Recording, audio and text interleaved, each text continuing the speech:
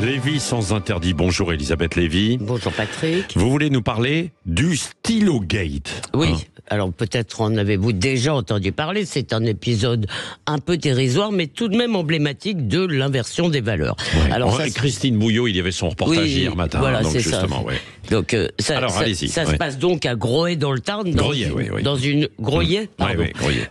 Dans une classe d'école primaire. Les élèves font les marioles, ça arrive, et l'institutrice, moi je dis institutrice, je trouve que c'est plus joli que professeur d'école, en réprimande un de ses élèves pour jet de gomme. Alors que répond-il? Je l'ai pas jeté, madame, je l'ai donné. Alors pour lui montrer, eh bien elle jette son stylo en disant ça c'est jeté, c'est pas donné. Manque de chance, le stylo rebondit et effleure les lunettes du gamin. Le petit ange cafte donc à ses parents, lesquels, au lieu de le réprimander également, porte plainte. Alors là-dessus, convocation de l'institutrice à la gendarmerie, prélèvement ADN, interrogatoire. Ensuite, elle a un entretien qui, semble-t-il, est parfaitement à charge à l'inspection académique, au point qu'elle fait un malaise en sortant. Alors, il y a eu des rassemblements en solidarité avec cette enseignante mardi, il y a eu une grève dans l'école, le soutien de nombreux parents, mais elle a évidemment été lâchée par l'institution, pas de vaguiste.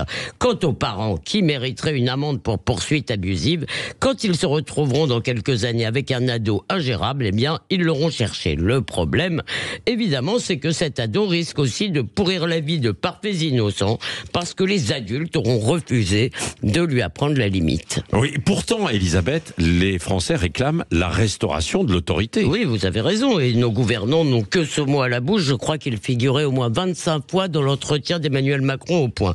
Mais le mot chien ne mord pas et le mot autorité ne crée pas le respect. Or, en réalité, nos gouvernants ne cessent de s'incliner devant la force. L'autorité est implacable avec ceux qui la respectent, mais elle est inexistante avec ceux qui la défient. Je voudrais rappeler simplement quelques exemples. Rappelez-vous Christophe Castaner et le comité Adama, après avoir impitoyablement sanctionné les Français qui sortaient un quart d'heure de trop pendant le Covid, eh bien, il y a eu 7 manifs pieds de nez devant le palais de justice, et que nous a dit le ministre de l'Intérieur que l'émotion surpassait la loi.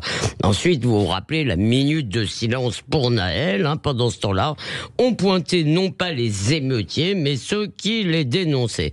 Et maintenant, là, ça c'est vraiment le pompon, pardon pour l'expression. Elisabeth Borne sermonne la France qui pleure dignement Thomas et qui demande calmement justice. On l'a entendu dans nos journaux. Que dit la Première ministre? Elle demande à cette France de ne pas politiser l'affaire, autrement dit, de ne pas parler d'ensauvagement, de ne pas s'interroger sur l'éventuelle dimension raciste de l'acte.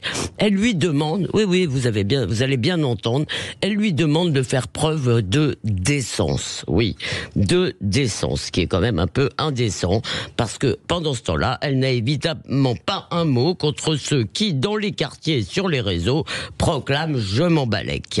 Alors, les trouillards qui nous gouvernent somment la France tranquille de ne pas mettre d'huile sur le feu, mais ils prennent des pincettes avec les incendiaires. Et quand la maison brûle, eh bien, ils nous expliquent que c'est la faute à l'extrême droite.